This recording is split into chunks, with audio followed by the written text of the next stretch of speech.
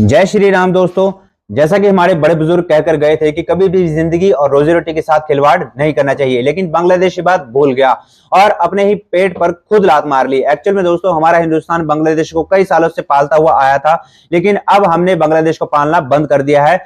हमने बांग्लादेश को food supply बंद कर दी है, जिसमें कि टमाटर, प्याज, आलू और चावल जैसी कई चीजें शामिल थी। लेकिन बांग्लादेश ने सोचा कि चलो हिंदुस्तान ने देगा, हम ये चीजें पाकिस्तान से खरीदेंगे। अभी इस फैसला लिए हुए 48 घंटे भी नहीं हुए थे कि बांग्लादेश के पास दूध तक खरीदने के पैसे नहीं बचे, इतने उनके माशी हालात बिगड़ चुके हैं। इसी टॉपिक पर आगे अगर बात करेंगे दोस्तों, चैनल पर अगर नए हो, वीडियो अगर पसंद आए तो प्लीज यार आपसे रिक्वेस्ट है, वीडियो को एक लाइक, शेयर, कमेंट बॉक्स में आप भी अपने रिएक्शन के साथ चैनल को सब्सक्राइब करके नोटिफिकेशन बेल को भी ऑन करना बिल्कुल ना भूलें।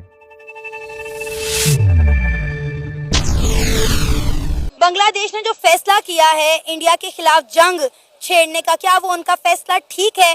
क्या बांग्लादेश इंडिया के आगे टिक पाएगा? नहीं, देखें, ये तो एक बिल्कुल समझ लें कि बचकाना बात है कि अगर बांग्लादेश ये समझता है कि वो इंडिया के साथ उसके साथ सामने खड़ा हो जाएगा। इंडिया एक उभरती हुई इकोनॉमिक एशियन टाइगर है, उसको एक्सेप्ट करना चाहिए, भले वो पाकिस्तान का दुश्मन हो, लेकिन जो हकीकत है वो हकीकत है। तो सर अभी इंडिया ने उनकी फूड सप्लाई जो है वो बंद कर दिया, जिसमें खाने पीने की अशिया शामिल थी। देखिए जी, आपको पता है कि साउथ एशिया में कोई अकेला इंडिया तो नहीं है ना जिसके पास कोई फूड आइटम्स हैं, और भी इतने सारे उनके ऑप्शंस हैं बांग्लादेश के पास। तो जहाँ तक बात है कि बांग्लादेश की जो फॉरेन पॉलिसी है, अगर वो उसके ऊपर इंडिपेंडेंट हो, वो डिपेंडेंट ना हो इसके ऊपर, तो वो सर्वाइव कर सकते हैं। हम मालूम है तेरे बाप को मत सिखा। अभी तो बांग्लादेश ने पाकिस्तान से मदद मांगी, उन्होंने कहा इंडिया हमें खाने पीने की चीजें नहीं देता, ना दे, हम पाकिस्तान से ले लेंगे। पाकिस्तान में आप खुद देखें कि महंगाई कितनी ज्यादा है। तो क्या इस वक्त हम भी पाकिस्तान की अगर बात करें तो पाकिस्तान भी सियासी और मौशी बहरान से गुजर रहा है। आपको लगता है हम ऐसी सूरत हाल में बांग्लादेश की मदद करने के काबिल भी हैं? देखें जी, पहली बात तो यह है कि पाकिस्तान और बांग्लादेश का भी कोई कंपैरिजन नहीं है। अच्छा। अल्हम्दुलिल्लाह we are the 7th atomic nuclear power in the world in Islamic country, बल्कि इस्लामिक में तो हम पहले नंबर में ही हैं। ओवरऑल भी मतलब एक हमारा 7वां नंबर है। कैसा लगा मेरा मजाक? तो देखें, वो हमारे भाई हैं, उनकी हेल्प करनी चाहिए। पहले भी उनके साथ 71 में भी उनके साथ ज्यादती हुई थी। अगर आप हिस्ट्री देखें ना तो कोई बात नहीं है, मतलब क्या ज्यादती हुई थी उनके साथ? देखें, ये एक बड़ी लंबी डिबेट है। जाहिर है उनको राइट्स नहीं दिए गए थे, इसी तरह जैसे आजकल हो रहे हैं। अलग हो गए हमसे, और क्या चाहिए था? आज इस इंडिया के सर पे उन्होंने पाकिस्तान से अलहदगी ली थी, आज उस इंडिया के मुखालिफ खड़े हैं, इंडिया के बॉर्डर पर उन्होंने ड्रोन तैनात कर दिए हैं।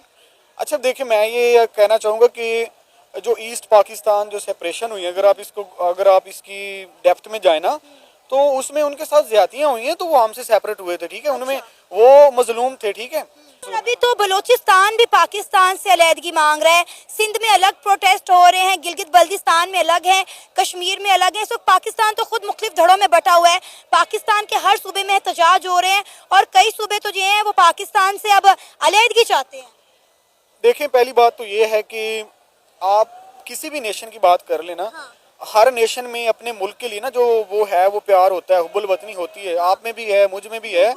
लेकिन जब आपको अगर वो कहें कि आप अपनी मर्जी से बात ही नहीं कर सकते, आप अपनी मर्जी से घर से बाहर नहीं निकल सकते हैं, आप अपनी मर्जी से जो है वो कह लो कि किसी को वोट नहीं दे सकते, किसी को इलेक्ट नहीं कर सकते, जब मतलब डेमोक्रेसी का कोई वो कल्चर ही नहीं रहता जहाँ पे सो कॉल्ड मार्शल लॉ होता है, तो फिर इस तरह की वाइब्स आना शुरू होती हैं। फिर लोग बगावत करते हैं, फिर बगावत उस लेवल की करते हैं कि क्या मैं बताऊं, आपके सामने है, सीरिया सामने है, बांग्लादेश है, और बहुत सारे एग्जांपल्स हैं, ठीक है। कौन है ये लोग?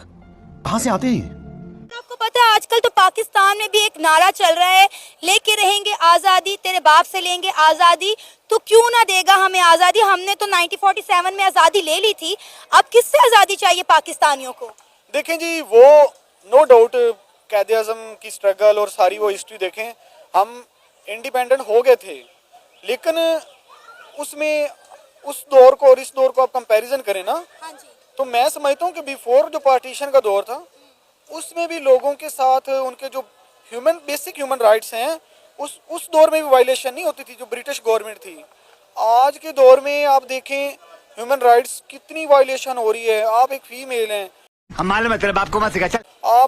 आपके घर में अगर वो कोई आ जाते हैं ऐसे ही कोई सिपाही सपुई या सोल्जर ये पंजाब पुलिस हैं, तो बगैर किसी, आपको पता है कि हमारा ये कानून है मतलब रात को वैसे ही वो नहीं अलाउ होता फीमेल।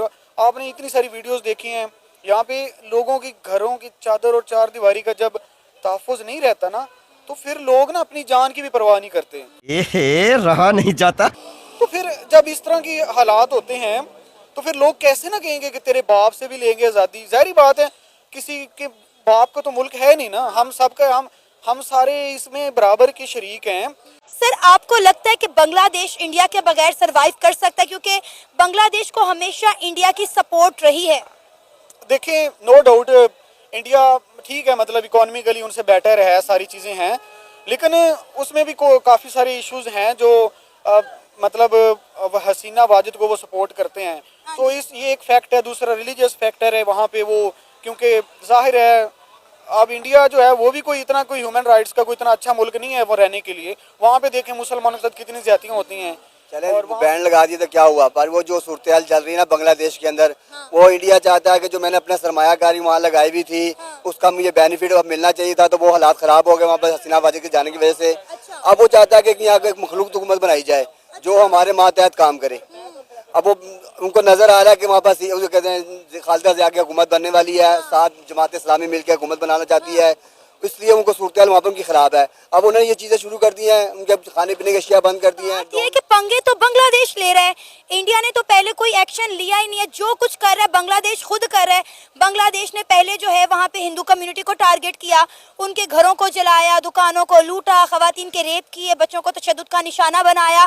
फिर इंडिया के बॉर्डर पर जाकर ड्रोन लगा दी। इंडिया को खुद बोला कि भाई अपने प्रोजेक्ट बंद करो। तो सारा कांड तो मैं कह रही हूँ बांग्लादेश खुद कर रहा है। देखो वो इसलिए कर रहा है ना कि अब जोर जो डला हुआ है कि जो हमारे सरमायाकारी जो हमारी लगी हुई है, अब ये क्या काम हो रहा है यहाँ पर।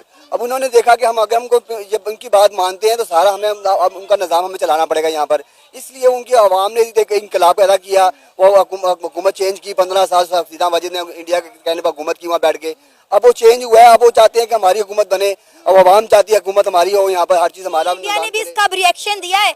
इंडिया ने भी जो है जो गैर कानूनी बांग्लादेश इंडिया के अंदर रह रहे हैं उनको निकालना शुरू कर दिया है। ये तो गलत है ना, एक तो दिखावा हो रहा है एक दूसरे को दिखाने के लिए, एक दूसरे का बढ़ बढ़ के मामला करने के लिए हो रहा है। तुम करो तो रासलीला और हम करें तो कैरेक्टर ढीला। मतलब दोस्तों, जब बांग्लादेश के अंदर हमारी हिंदू कम्युनिटी, हमारे हिंदू भाई बहनों पर अत्याचार हो रहे थे, हमारी बहनों का शरेआम रेप किया जा रहा था, तब किसी पाकिस्तानी ने आवाज नहीं उठाई। हमने अभी सिर्फ और सिर्फ बांग्लादेश का अनाज का बंद किया, पूरा पाकिस्तान तिलबिला उठा है एकदम। और दोस्तों, तिलबिलाने की वजह यह नहीं है कि हमने मुस्लिमों पर अत्याचार कर रहे हैं, बांग्लादेश का खाना पीना बंद कर दिया है। तिलबिला मेरे ख्याल से वो इस बात से रहे हैं क्योंकि पाकिस्तान खुद एक भूखमरा देश है और वो बांग्लादेश को कैसे पालेगा, इस सोच में पाकिस्तानी तिलबिला रहे हैं। वो अपने मुस्लिम भाइयों को लेकर नहीं तिलबिला रहे। फिलहाल दोस्तों, ये तो मेरा पर्सनल ओपिनियन था। आपका क्या ओपिनियन है? आप अपना ओपिनियन कमेंट बॉक्स में जरूर दें। मिलते हैं आपसे दोस्तों किसी और वीडियो में, तब तक के लिए गर्व से कहो जय हिंद, जय भारत।